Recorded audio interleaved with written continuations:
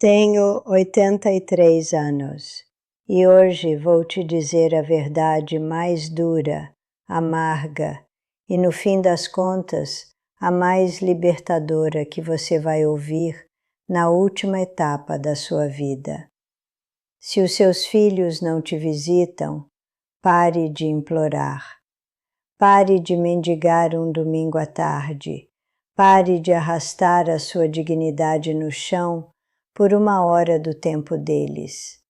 Quando você implora por amor ou presença, você mata o pouco que resta do seu amor próprio. E eu te digo isso com o peso da experiência, porque fui esse mendigo emocional durante a última década, até que um dia percebi que preferia o silêncio absoluto da minha casa a uma visita feita por pura pena ou obrigação. Criei 3 filhos, 3 seres humanos aos quais entreguei a minha juventude, a minha energia, as minhas noites de sono e cada centavo que sobrou do meu salário suado. Ensinei a andar, curei os joelhos ralados, paguei a faculdade fazendo horas extras e, o mais importante, dei asas para que eles voassem. O problema é que, quando eles finalmente bateram asas e voaram, eu fiquei parado no meio do ninho vazio, olhando para o céu, esperando ingenuamente que eles voltassem para agradecer o vento que eu coloquei sob as asas deles. Mas a verdade implacável é que o vento não se agradece. O vento simplesmente se usa. O meu ponto de ruptura absoluto aconteceu num domingo de chuva, há exatamente 4 meses. Durante anos eu mantive a tradição exaustiva de preparar o almoço de domingo como se um regimento militar fosse cruzar a minha porta. Naquele dia, preparei um assado de panela com batatas douradas. Coloquei a toalha de renda branca na mesa de 6 lugares, alisando as rugas do tecido com as minhas mãos manchadas pela idade. Ao meio-dia, o cheiro reconfortante de alho, cebola e alecrim preenchia cada canto da casa.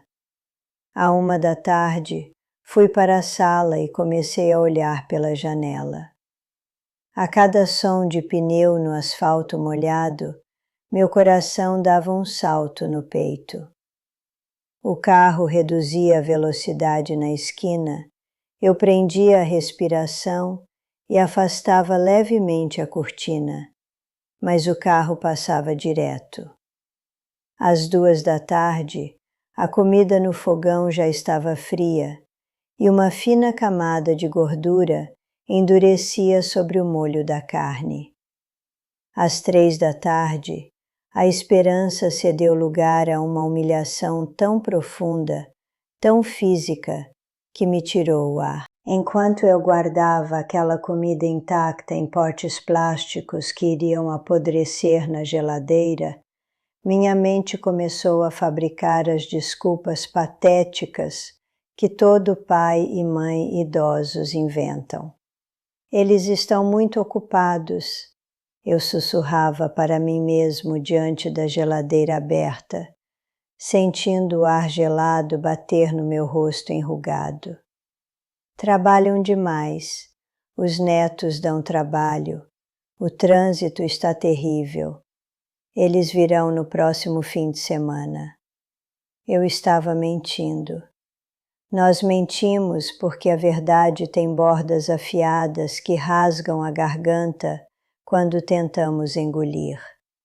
Eles não estão ocupados demais. Ninguém, absolutamente ninguém neste mundo está tão ocupado que não possa tirar 2 horas da semana para ver se o pai ainda respira. A verdade é que eu não era mais a prioridade deles. E foi ali, com as mãos sujas de molho frio, que percebi que a minha espera estava me matando em vida. A humilhação de esperar calado logo se transformou na agonia de cobrar atenção. Eu me tornei um mendigo digital. E a mendicância emocional é, de longe, a forma mais cruel e silenciosa de pobreza que um ser humano pode experimentar no fim da vida. Comecei a enviar mensagens longas no celular. Demorava minutos preciosos catando as letras no teclado iluminado, com meus dedos trêmulos e curvos de artrose, tentando soar casual, leve, quase implorando disfarçadamente. Oi, filho, fiz aquele seu bolo de fubá com erva doce hoje. Se quiser passar aqui no fim da tarde para tomar um café fresquinho, te amo. Eu enviava a mensagem e ficava encarando a tela. Esperava os 2 risquinhos azuis aparecerem, confirmando a leitura. Quando apareciam, meu coração acelerava de ansiedade. Mas a resposta, se é que chegava antes do anoitecer, era sempre um telegrama frio, digitado às pressas entre um semáforo e outro. Hoje não dá, pai. Semana maluca no escritório. As crianças estão dando trabalho. Beijos. Para piorar o meu castigo diário, eu aprendi a usar o Instagram e o Facebook. Meus filhos acharam que estavam me fazendo um favor ao me conectar ao mundo digital, mas, na verdade, me deram um ingresso na primeira fila para assistir à minha própria exclusão. Eu via fotos da minha filha almoçando com as amigas no sábado, em um restaurante lindo, a apenas 15 minutos de carro da minha casa. Ela teve tempo para a taça de vinho, para as risadas, para a foto perfeita com filtro, mas não teve 20 minutos para desviar o caminho e me dar um abraço. Eu acompanhava o crescimento dos meus próprios netos por uma tela de vidro gelada, curtindo fotos como se eu fosse um fã distante, um mero seguidor da internet, e não o homem que pavimentou o chão onde eles pisam hoje. O que nós, pais e mães idosos, demoramos muito a entender é que a insistência tem um efeito reverso e devastador. Quanto mais você cobra, quanto mais você mendiga presença, mais pesado você se torna na vida deles. Você deixa de ser o pai amado e passa a ser uma obrigação burocrática, uma carga emocional na agenda lotada da modernidade. As poucas visitas que eu recebia começaram a ter o gosto amargo do dever cumprido. Eles entravam na minha sala olhando para o relógio a cada 5 minutos, com a chave do carro ainda na mão, loucos para ir embora.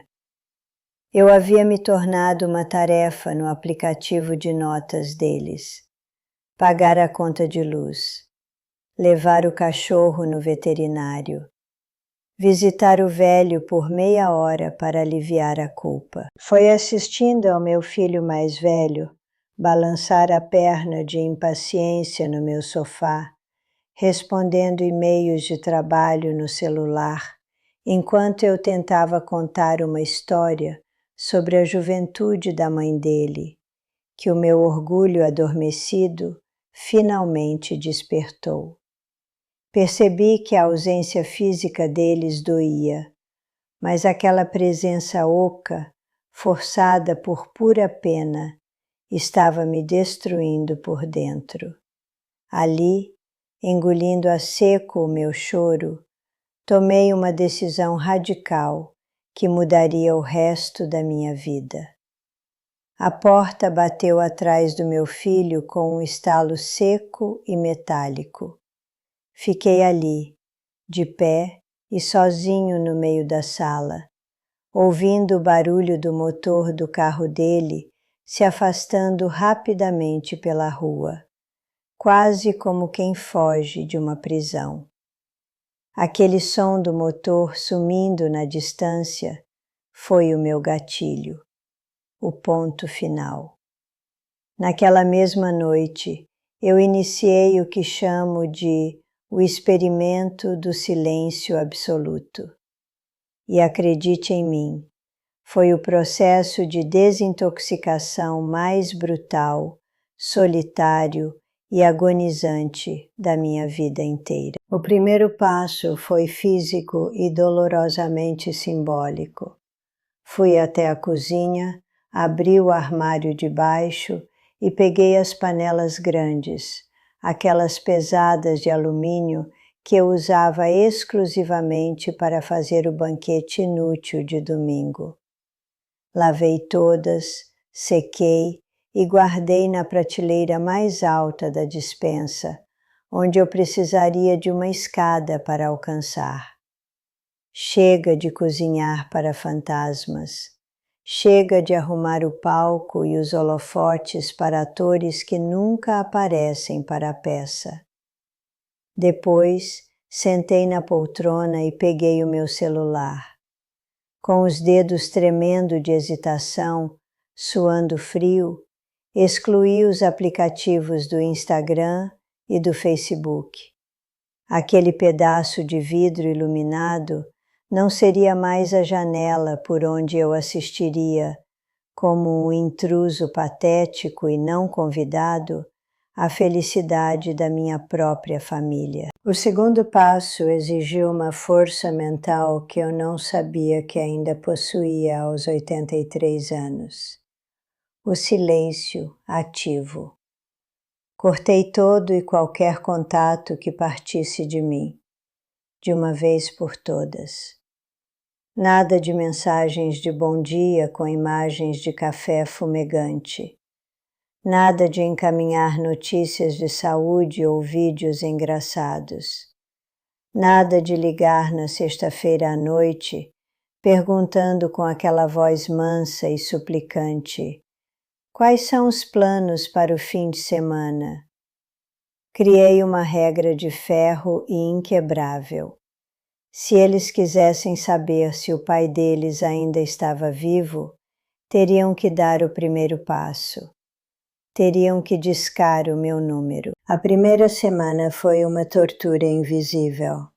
Minha mão formigava com a vontade desesperada de pegar o aparelho esquecido na mesa de centro e digitar um simples saudades.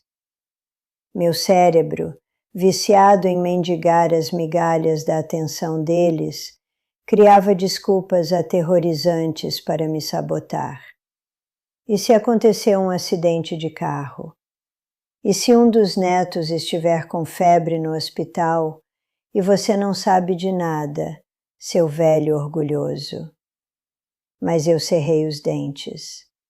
Lembrei do pé do meu filho balançando de impaciência no meu sofá. Lembrei da carne fria endurecendo na panela.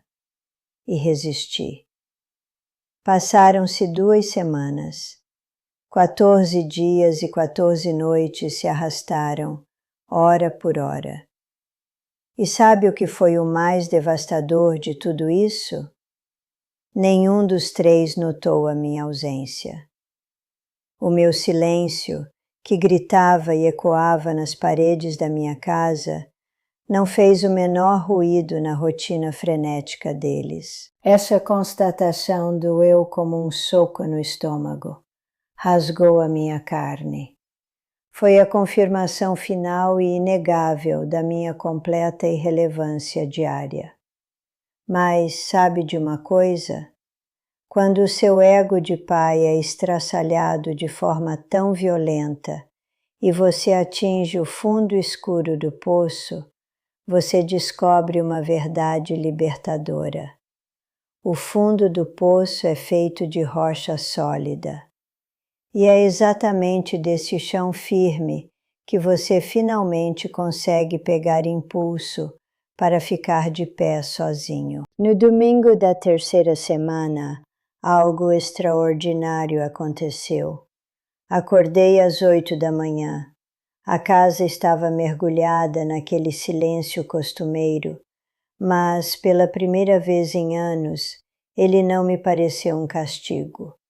Era um silêncio limpo, uma tela em branco esperando que eu escrevesse o meu próprio dia. Não fui para a cozinha, não descongelei carne alguma. Fui até o quarto, abri o guarda-roupa e escolhi uma camisa de linho azul que eu guardava intocada para uma ocasião especial.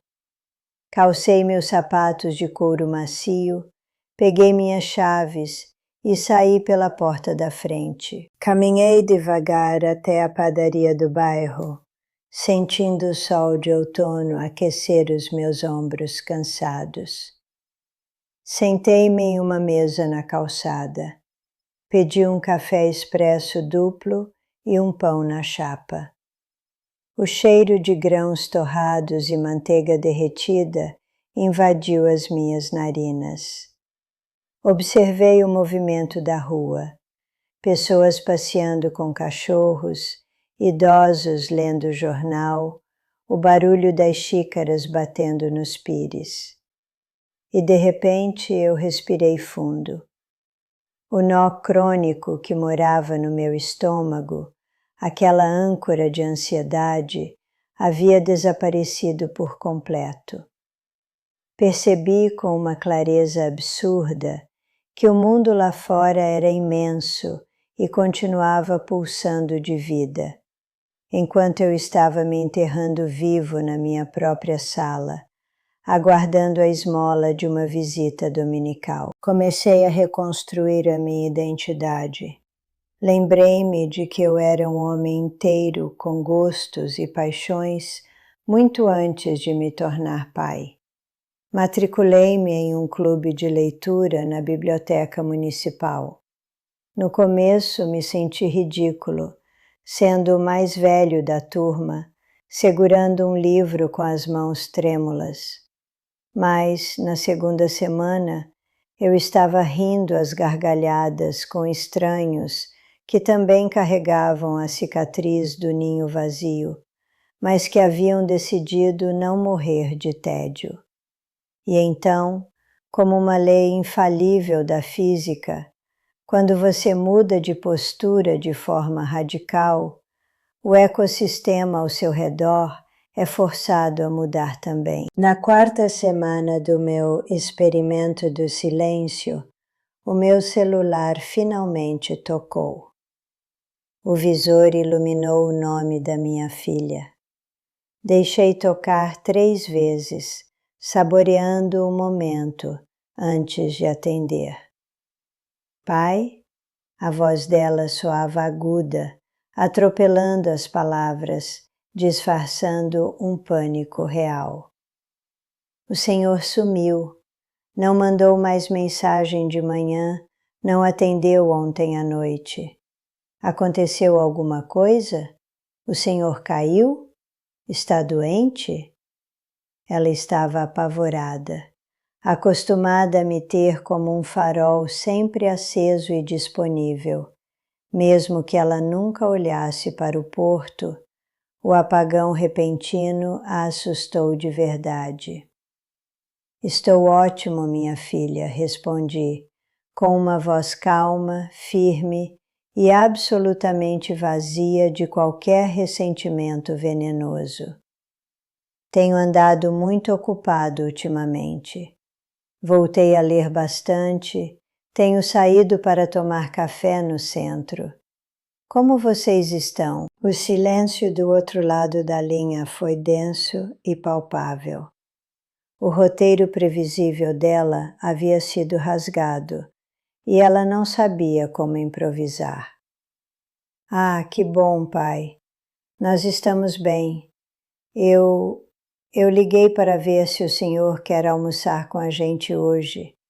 O Marcelo vai fazer um churrasco rápido aqui em casa. Foi aí que a mágica aconteceu. O meu peito se encheu de uma corrente de adrenalina que eu não sentia há décadas. Hoje não vai dar, minha filha, eu a interrompi. Combinei de ir a um sebo de livros antigos com os amigos e depois vamos almoçar na rua. Mas aproveitem bastante o domingo de vocês. Comam bem. Um beijo grande.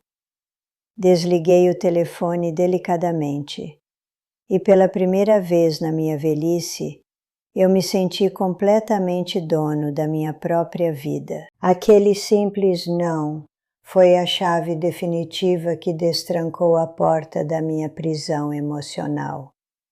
Nas semanas e meses seguintes, a dinâmica familiar mudou de uma forma que eu jamais poderia ter previsto.